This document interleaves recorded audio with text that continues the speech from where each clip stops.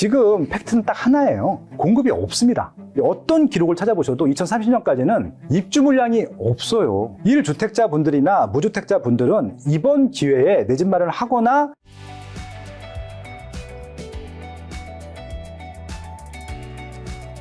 자, 이제 좀 전세 월세도 여쭤봐야 되는데, 서울 아파트 전세 평균 가격이 7억 원이 육박하며 30개월 연속 상승을 했는데, 전고점을 돌파할 가능성이 이제 크다고 이제 신문에서 봤는데, 핵심 원인은 뭘까요? 어떻게 될까요? 전세는 물량이 없습니다. 두 가지 때문에 없는데, 일단 신규 공급에서 넘어오는 전세 물량이 없습니다. 네. 예를 들어서 아파트가 1000세대가 입주를 하면은 500세대는 전세 물량으로 나왔었거든요. 근데 신규 물량이 줄었기 때문에 신규로 발생하는 전세 물량은 없다라고 보시면 되고, 네. 또 하나는 토지거래 허가인데 이게 더 커요.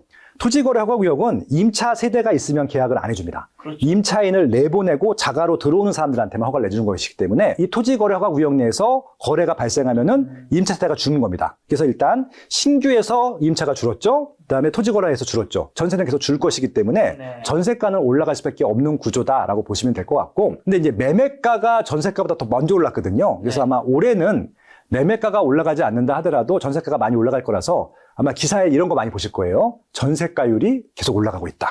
역대 최고다. 뭐 이런 네. 얘기 많이 보실 텐데 그게 전세가 부족하다라는 의미로 보시면 될 것 같아요. 그런 말씀하신 전세가 상승이 이게 매매 가격의 상승을 올리는 지지선 역할을 하게 되는 것까지는 아닌가요? 왜냐하면 지금 아직 갭 차이가 되게 큰 걸로 제가 아는데. 서울은 50%입니다. 50%고요. 특히 시세가 높은 곳은 50%가 안 되기도 합니다. 그렇죠. 그래서 전세가 올라간다고 무조건 매매가에 영향을 주는 건 아닙니다. 강남은 상관이 없고요. 근데 중하급지들은 전세가율이 60%, 70%가 될 수 있거든요. 네. 그러면 중하급지라고 할 수 있는 지역들이 몇 개 있을 겁니다. 네. 자꾸 이제 이거를 언급하면은 싫어하시는 분들이 있어서 서울의 중하급지 같은 경우는 전세가가 올라가면 매매가가 올라가는 데 영향을 줄 것 같다라고 하는 것들이고, 또 하나는 트렌드는 뭐냐면은 전세가가 올라가면은 집주인도 부담스럽고요. 세입자들은 더 부담스럽거든요. 월세를 요청하게 될 거예요. 그리고 아마 종부세가 올라간 집주인들 같은 경우는 종부세를 내기 위해서 소득을 만들어야 되는 분들이 있습니다. 은퇴하신 분들은 추가 소득이 없기 때문에, 그래서 네. 이 전세 보증금은 고정을 시켜놓고 전세 인상분만큼 월세로 전환을 시키려고 할 거거든요. 그래서 아마 전세가 올라간다는 기사뿐만이 아니라 월세가 올라간다는 기사를 더 많이 보시게 될 거예요. 네. 그래서 아마 집주인들은 이 종부세를 내기 위한 월세, 그리고 세입자들은 전세가 없기 때문에 월세, 이런 아마 기사들이 많이 나오지 않을까 싶습니다. 전세 월세화 현상이 가속화되면서 서민들의 주거비 부담 급증 문제는 어떻게 해결해야 될까요? 이건 뭐 다 개인의 몫인 거겠죠, 어쩔 수 없이. 네, 그러니까 아까 말씀드린 대로 서울이라고 하는 지역은요, 돈이 많거나 소득이 많은 사람들만 살게 될 것 같고요. 네. 이게 어떻게 그럴 수가 있느냐라고 하시는 분들이 있을 텐데 네. 전 세계적으로 다 그렇게 됐어요. 우리나라만 그런 게 아니라 맨하탄 가면요, 아마 통계 찾아보셔도 좋을 텐데 월급의 3분의 2가 월세입니다. 내 월급의 3분의 2를 월세로 낸다고요. 3분의 1. 예, 3분의 2. 2. 예, 핵심 입지들은. 예, 그렇습니다. 그래서 월급의 절반 정도를 핵심 입지 살려면은 월세로 내야 됩니다. 예, 그런 부분들이 있기 때문에 그건 도쿄도 마찬가지고, 물론 거기서 싼 입지가 있어요. 근데 싼 입지들은, 싼 아파트들이나 싼 원룸들은 왜 싼지 가보면 압니다. 핵심 입지들은 다 그만큼 내고 있다는 얘기고요. 그래서 결국은 그 돈 이상을 벌 사람들만 지금 거주하는 형태대로 자가든 임차든 네. 만들 것이기 때문에 주거 비용이 낮아질 걸 기대하지 마시고요. 제가 말씀드렸잖아요. 미리 조금 이에 대한 대비를 할 수 있어서 교통이 편리한 경기도 인천까지도 여러분들 관심 지역에 넣으셔야 된다는 이유 중에 하나가, 임차인 분들도 더 이 주거 부담을 덜어내기 위해서는 교통이 편리한 입지들을 좀 미리 선점할 필요가 있다고 봐요. 자가 내 집 마련하는 것도 또 하나의 방법이 될 것 같고요. 올해 서울 입주 예정 물량이 작년보다도 48%나 줄었는데 전세가 폭등과 매매가 지지로 이어질 가능성이 있는지라, 신규 공급이 그럼 부족한 사회 전세 수요자들이 선택할 수 있는 대안은 뭘까요? 내 집 마련을 하시는 거고요. 네, 물론 내가 전세 살던 곳에서는 전세가율이 50% 되지 않기 때문에 네. 그걸 살 수는 없기 때문에 아마 하급지로 가야 되죠. 하급 상품이나 이건 태기를 하셔야 될 것 네. 같고요. 서울은 경기도 인천까지 보셔야 될 게 맞을 것 같고, 임차로 사셔야 되는 분들 같은 경우는 전세를 못 가면 월세로 사셔야 되기 때문에 네. 이게 월세비 부담을 한번 따져보셔야 될 것 같다 말씀을 드리고요. 그리고 이제 교통망이 좀 새로 생기는 입지들이 있는데 2026년도, 7년도가 그래도 좀 희망적인 것 중에 하나는 광역 교통망 중에 몇 개가 개통이 되는 게 있어요. 예를 들어서 신안산선 이런 것들 굉장히 좋은 노선이거든요. 여의도도 올 수 있고, 예, 여기도 나중에 올 겁니다. 마포 쪽도. 그래서 이런 지역들이 아직까지는 그 호재에 대한 시세가 반영이 안 되어 있기 때문에 미리 좀 선점하시는 것들도 하나의 방법이 될 것 같아요. 저 그러면 이제 매수 이야기 이야기를 해주셔서 시장 주도권 어쨌든 지금은 지금 이 시기에는 어쨌든 매수사한테 좀 어느 정도 넘어가고 있는 분위기인데 무주택금 실소유자들이 올해금 산다면 언제 사야 되는 걸까? 지금과 아까 말씀한 4월 중순 사이에 사야 하는 걸까요? 아니면 5월 이후에 좀 사는 타이밍을 봐야 하는 걸까요? 그러니까 지역에 따라 다르다고 보는데요. 네. 지금 조정되고 있는 지역은 상급지예요. 상급지. 그러니까 내가 만약에 경제적인 여력이 괜찮아. 네. 돈을 많이 벌고 좀 돈을 도움받을 수 있는 분들도 많아. 그러면 최상급지로 가는 겁니다. 왜냐면은 이 얘기는 정말 좀 민감한 부분이긴 한데 이거는 팩트니까 말씀을 드릴게요. 네. 정부가 이번 규제 정책을 발표하면서 저도 이걸 왜 넣는지 물론 심정은 가지만 이해가 안 되는 것 중에 하나가 다주택자 매물 중에서 갭을 끼고 살 수 있게 해줬어요. 이게 무슨 얘기냐면은 지금 갭 끼고 못 사거든요. 토지거래위원회에서는. 예를 들어서 이제 강남구에 레미안 대치 팰리스라고 하는 대치동에 인기 제일 많은 아파트가 있습니다. 네. 한 50억 해요. 50억. 예, 50억 정도 합니다. 네. 9평이. 그러면은 그걸 사기 위해서는 2억 대출 받고 48억을 현찰로 있어야 되는 사람만 살 수 있었어요. 그렇죠. 예, 근데 이게 다주택자 매물이라고 보면은 갭을 끼고 살 수 있거든요. 전세 가격이 얼마냐? 25억에서 30억이에요. 네. 25억이라고 칠게요. 네. 그러면은 아까 48억이 필요했잖아요. 네. 전세가 25억이 끼어 있으니까 25억만 있으면 되는 거예요. 이게 그전에는 안 됐는데 네. 이게 언제까지 가능해? 5월 9일 계약분까지. 올 계약까지. 그러면은 아까 말씀드린 대로 토지거래 허가 구역이기 때문에 허가 받는 구간 3주를 감안하면은 4월 중순까지 이걸 계약하면 되거든요. 네. 그러니까 돈이 나는 20억이 있어. 아니면 딴 데서 유용할 수 있어. 라고 하시는 분들은 지금 이렇게 정말 강남의 핵심 입지를 대출보다 훨씬 더 많은 갭을 끼고 살 수 있는 마지막 한 달입니다. 마지막 한 달. 마지막 한 달이거든요. 근데 그분도 이런 생각할 수 있잖아요. 실제로 반포나 이런 데 봐도 하락 매물 나오고 있더라고요. 야, 이거 나중에 보이스 때리고 정부 정책 확실하니까 더 떨어질 수 있는 거 아니냐. 이런 생각 할 거란 말이죠. 말씀드린 대로 이런 매물들은요. 하락을 인력한다 하더라도 이제 5월 9일 이후부터는 갭을 끼고 살 수가 없어요. 예, 그럼 이제 인력 빠진다 하더라도 만약에 그래서 아까 50억이라고 그랬잖아요. 네. 한 1억이 빠졌어요. 한 5억이 빠졌다고 칩시다. 45억이에요. 45억. 예, 5억이 떨어졌는데? 2억 대출 받아야 되잖아요. 네. 그럼 43억이 필요합니다. 그렇죠. 근데 아까는 25억이면 살 수 있었는데 그래도 43억. 그럼 이게 무슨 얘기? 이걸 우리가 왜 유추할 수 있냐면은 최근에 경매가 간간히 거래가 되는데요. 네. 감정평가 금액 100%보다 140%, 20%의 그 낙찰이 되는 경우가 있거든요. 그러니까 그냥 가서 사도 되는데 네.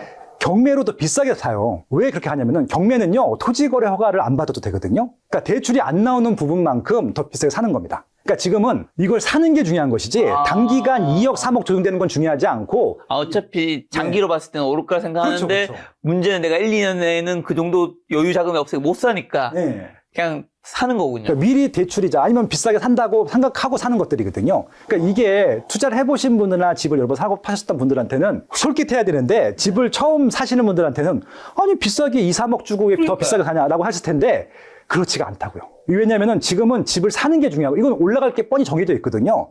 몇 년 가지도 않을 거고 내년부터 후년부터 더 올라갈 거라고 뻔히 알고 있는 주택들이 이렇게 할 수 있다는 것들이기 때문에 네. 무주택자 분들 중에 여유가 되시는 분들은 이런 것들을 노려보시는 게 맞을 것 같고요. 네. 그럼 대부분은 이걸 노릴 수가 없어요. 이 정도 없죠. 돈이 없기 때문에. 그래서 지금부터 말씀드리는 것은 이제 시기와 지역들을 잘 보셔야 되는데 네. 5월 9일 전에 이런 물건을 살 수 있는 경우들은 빨리 사시는 게 맞을 것 같고요. 그 다음부터는 여유 있게 사셔도 돼요. 예, 나머지 분들은 그냥 정상적인 시장에서 그냥 시세대로 사는 거예요.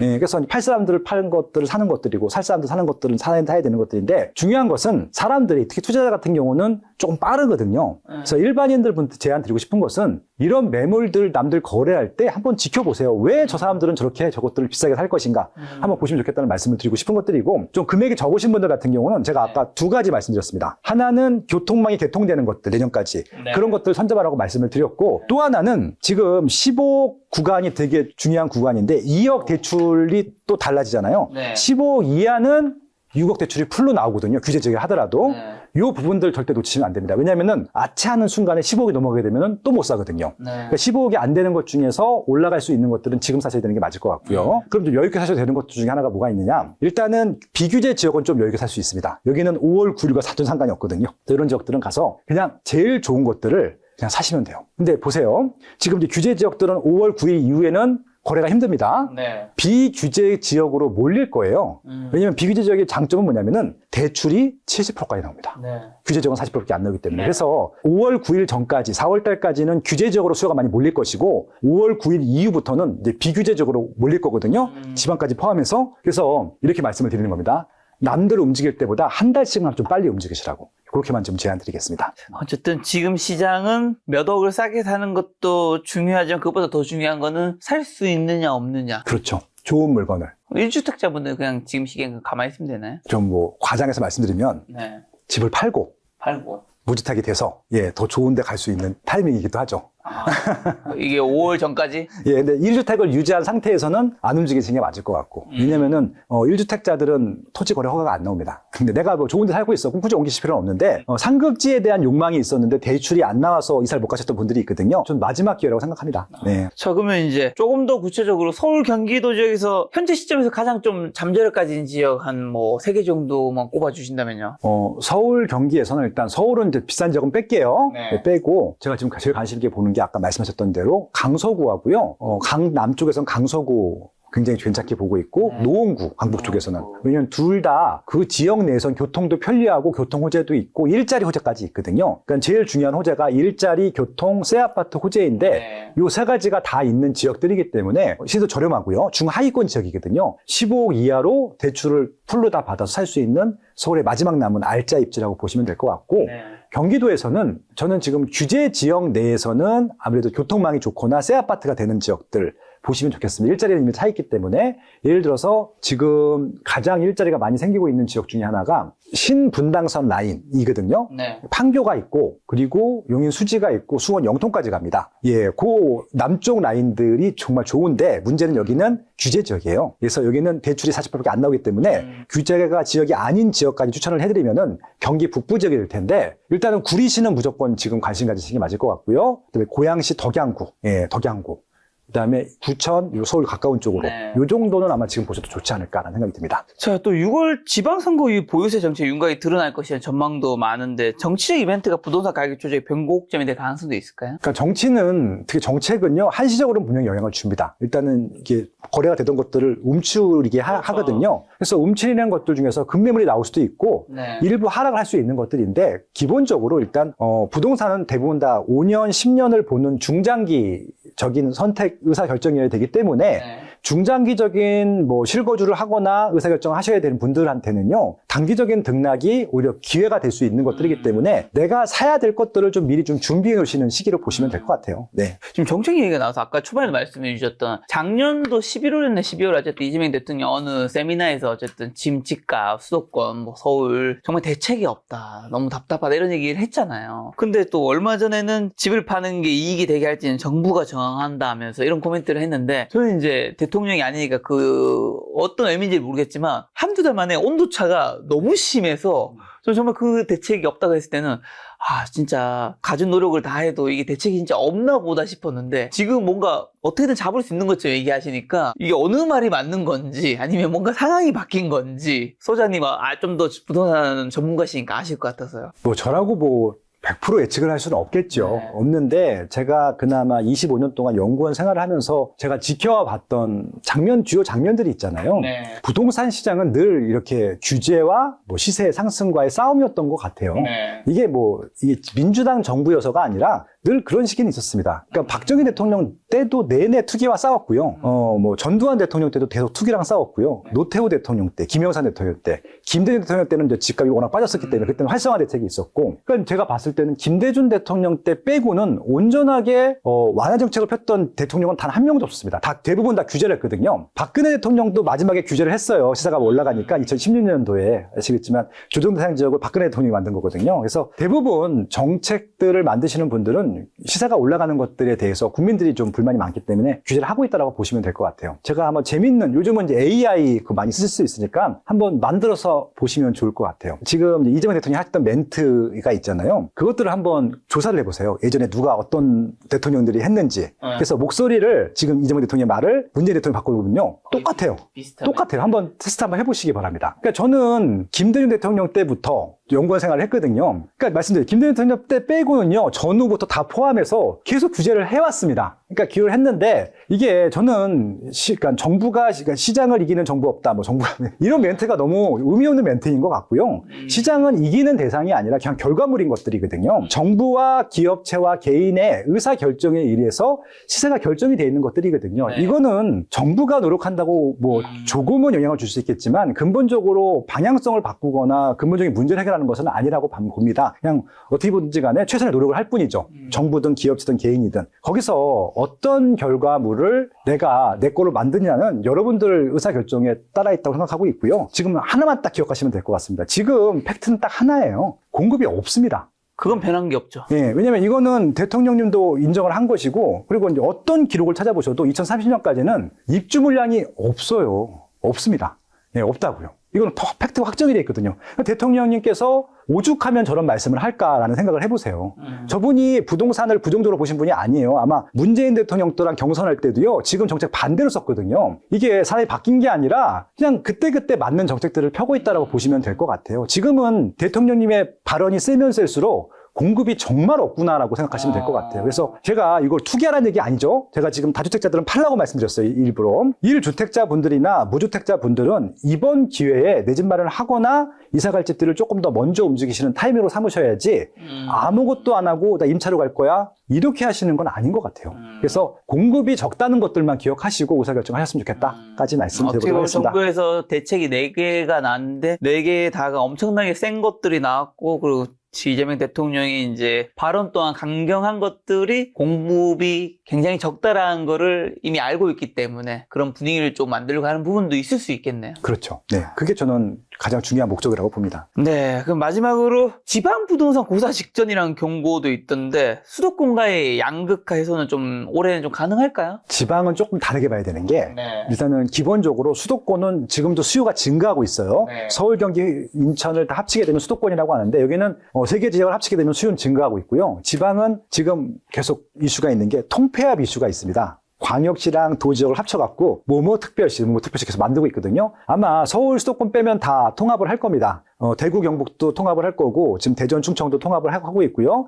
이미 전라북도는 했고 전라남도도 할 거고요. 지금 강원도도 이미 특별시가 되어 있거든요. 다 특별시화 한다는 얘기는요. 통폐합을 한다는 얘기입니다. 통폐합은 뭐냐면은 한 개 지자체로는 경쟁력이 없기 때문에 그렇거든요. 이 자체가 수요가 빠지고 있다는 의미로 보시면 될 것 같아요. 그래서 기본적으로 수도권과의 양극화는 극복할 수 없습니다. 결국부터 말씀을 드리는데 근데 그 내부적으로 들어가게 되면은 그 안에서도 양극화가 벌어지고 있거든요. 그러니까 그 지역을 포기하는 게 아니라 대구, 경북이 뭉치면요. 대구, 수성구는 더 비싸집니다. 왜냐하면 인프라가 거기밖에 없기 때문에 글로 몰리는 것들이거든요. 부울경이 뭉치면은 부산은 더 몰리고요. 부산에서도 15개 구군이 있는데 해운대구, 수영구는 더 비싸질 겁니다. 예, 그렇게 보시면 되고요. 대전이랑 충청, 남도랑 합치잖아요. 대전이 더 비싸지고 대전에서도 서구, 여성구가 좋은 입지니까 글로 더 몰릴 것이고요. 그렇게 이해하시면 됩니다. 최근에 재미있는 이슈가 있었는데 전라북도도 특별자치동본 아세요, 여러분들? 합쳐놓으니까 군산과 익산에 있던 분들이 다 전주로 가요. 예, 전주만 지금 시세가 오르고 있거든요. 군산, 익산은 시세가 빠지고 있고, 그러니까 이런 겁니다, 결국은. 그래서 수도권과 지방의 양극화는 극복할 수 없고요. 그냥 각각 계속 그 안에서 세분화. 그러니까 고사리 손 보면은 이 줄기 안에 또 고사리 손이 또 있고 있잖아요. 그렇게 계속 그 안에서 양극화가 이루어지고 있기 때문에 서울로 수도권으로 오실 수 없는 분들은 그 지방 내에서 핵심 입지를 미리미리 선점해 놓는 것이 가장 좋은 전략이 될 것이다까지 말씀드리겠습니다. 자, 오늘 이야기 결론입니다. 올해 한국 부동산 시장에 찾아올 주요 변화나 투자 기회만 찝어주신다면요. 마지막 요약입니다. 네, 그러니까 기회는 왔을 때 잡으셔야 될 것 같고요. 네. 정부의 규제는 계속 강화가 될 것 같습니다. 근데 이 규제라고 하는 것이 늘 빈틈이 있거든요. 네. 빈틈이라고 알 수 있을 정도로 정부를 해두시면 좋을 것 같고 기회가 왔을 때 과감하게 저는 이것들을 그냥 매수하시라는 말씀을 드리고 싶고요. 다만 오르지 않는 것들 갖고 계신 분들이 있을 겁니다. 이거는 그냥 파세요. 손점이 하시고요. 그리고 마지막으로 다주택하지 마세요. 예, 여러분들 지금 다주택하는 시기가 아닙니다. 지금은 1주택이나 무주택자들이 내 집 마련하는 시기다. 라는 말씀만 좀 드리고 마무리하겠습니다. 같이 이제 유튜브 홍보 한번 하고 가신다면요. 아유, 감사합니다. 네. 예, 스마트 튜브, 수트 TV이고요. 부동산 뉴스를 매일매일 라이브로 하고 있습니다. 매일 아침 8시에 라이브 방송하고 있으니까. 부동산에서 라이브 하는 사람들은 많지 않은 것 같은데. 저 혼자 합니다. 또 매일 하루도 빠짐없이. 저는 월화수목 금금 하고 있고요. 특별한 일이 없으면은. 그래서 녹화로 보셔도 되고 생방송으로 보셔도 되니까 매일 아침 8시 지금 현재 오늘 뉴스가 궁금하신 분들 이걸 어떻게 해석하면 좋고 어떻게 하면 좋겠다라고 판단이 필요하신 분들은 스마트 튜브 TV도 구독을 해두시면 감사할 것 같습니다. 알겠습니다. 정부에서 또 새로운 정책이 나오면 소장님 모시고 좋은 이야기 한번 들어보도록 하겠습니다. 오늘 만난 손님은 김학년 소장님이었습니다. 지금까지 소중한 시간 함께해 주셔서 정말 감사합니다. 오늘도 김 작가였습니다. 고생 많으셨습니다. 고맙습니다.